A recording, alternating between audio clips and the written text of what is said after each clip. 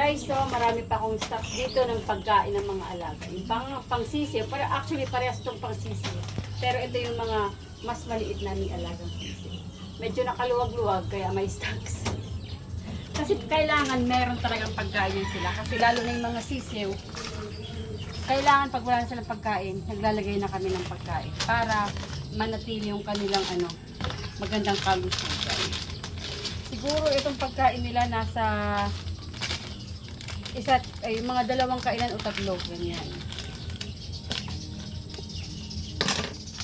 Sila guys. Imagine nyo sisiw pa lang ito na yung pagkain, tapos palaki sila ng palaki. Kaya minsan pag mayroong humihirit na, pwede bang ganito na lang sa sisiw yung pag mayroon na nangungursunada, parang masakit sa dibdib ibigay sa ganong kalagay. Kasi, di ba, yung pagpapakain mo pa lang, effort mo pa lang, may pressure na. Narinig nyo ba yung magandang huni na yan? Yung mga huni ng mga gutom na mga sisiw. Stocks lang tayo. Wala nang kumakain ngayon ng micro pellets kasi kumakain na sila ng pang-adult na pagkain. Ito na yung ginagamit namin, ito na. Kaya 3 klase pa lang yung pagkain namin ngayon. Dati kasi nag-4 yan eh. Yung pangsisiw, yung crumble, tapos yung micro pellets, tapos yung pellets na may greens. Ngayon, ito na. So, medyo tahimik talaga yung mga brooder natin kasi wala na. Ayan, wala na. Tapos, ito na lang yun sila.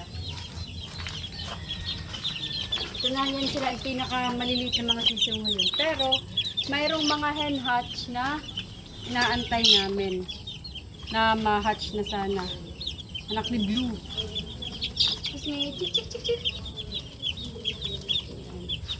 Dagdag lang yan ng pagkain. Ito, malinis yung kanilang inuman. Water day nila today. So guys, alam nyo naman na mayroon akong 4 days na Progen Z. Tapos 3 days na water day nila. Ito tayo. Tinatakpan lang yan para hindi maanuhan ng ibon. Kasi minsan napupunta sila dito tapos yung kanilang mga ipot napupunta sa kainan, inuman.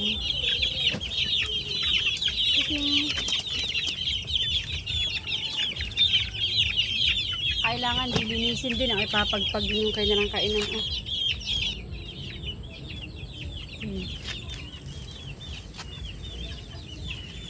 Dagdagan ko na para hanggang mamayang gabi. Actually hanggang bukas na paggising nila.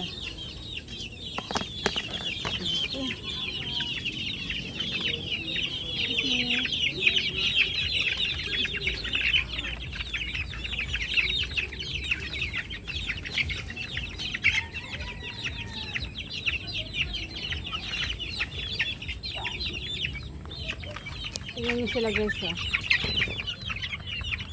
Gutom na sila.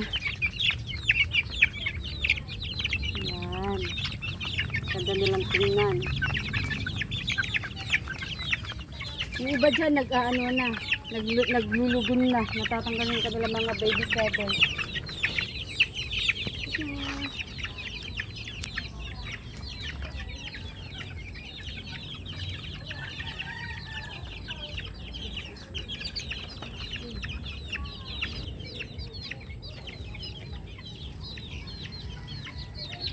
Dagdagan ko na rin ito para hanggang mamayang gabi. Uy.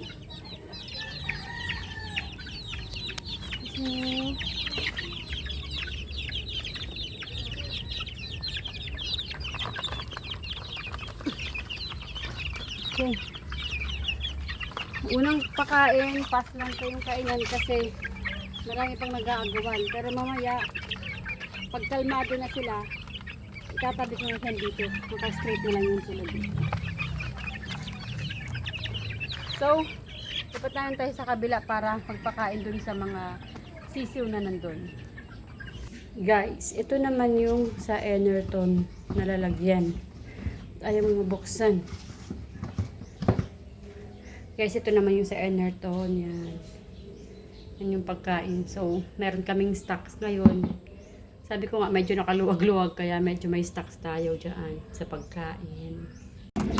Guys, ito yan sila. Yung sinasabi kong butcher na hindi na kumakain ng micro pellets kasi adult food din kanilang kinakain. Gustong gusto nila yan. Malalaki na yung mga butcher. Tapos, di ba, 4 yan sila. 2 babae, 2 lalaki. So, ito, 3 lang sila kasi yung isa nakatulos na. Naka-cord na siya. So, titingnan natin maya-maya pag magbigay ako ng kanyang pagkain. Guys, lahat ng nandito. Ayan.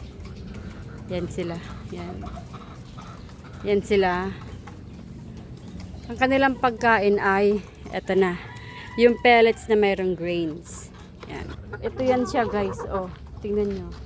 Siya yung butcher na kasama nung 3 na nandun sa flying pen. Naka-cord na siya kasi masyado siyang malaki na.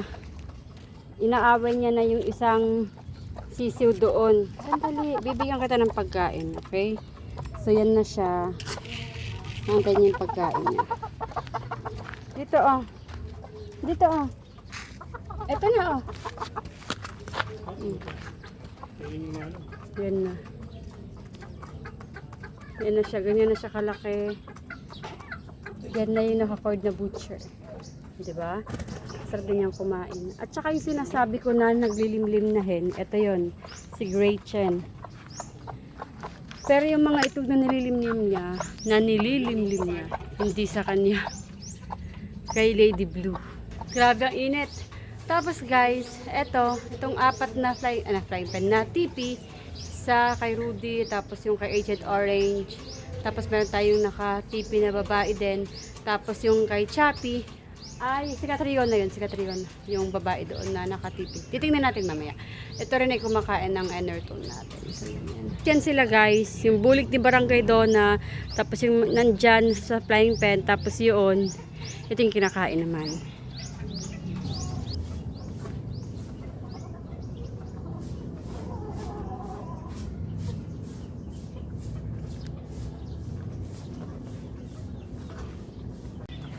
Oh guys, yan si Catriona. Yan. Diba?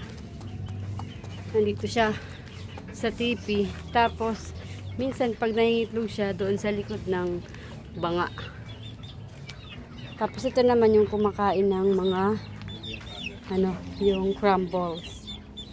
Pasok natin yung phone dito. Ayan. Bibigyan tayo ng pagkain nila. O, ito na.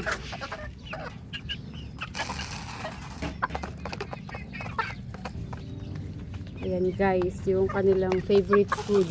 Bali guys, yung mga nandito, natira na lang to, yung ibang kabatch nila is na purchase. Ayan. So yung dito is 2 gal, yun. At saka, basta yung blue na marking. Tapos yellow, si lemon. Tapos LDT gray. Ayan. Ayan sila. Yung black white na tag, LDT gray. Yan. Ayan. 2 sila. 5 sila dito sa flying pen. Dito naman guys, sa batch na to, halo yung mga nandito. So, mayroon dito gal, sweater, yan, butcher, hello, gray, hi. Kumain ka na, huwag na magtampo dyan. Sige na, sige na. Bibilisan ko na, bibigyan ako ng pagkain sa inyo. Hindi pa yan sila magpapalit ng pagkain, medyo matagal-tagal pa. Magana yun sila kumain guys. Ayan guys ha, yan na yung kumain. Imagine ha, yung 3 doon na flying pen, 'di ba 'yon? Tapos itong 3 dito. Yan ang papakainin pa, 'di ba? So, ito may pagkain na yan sila.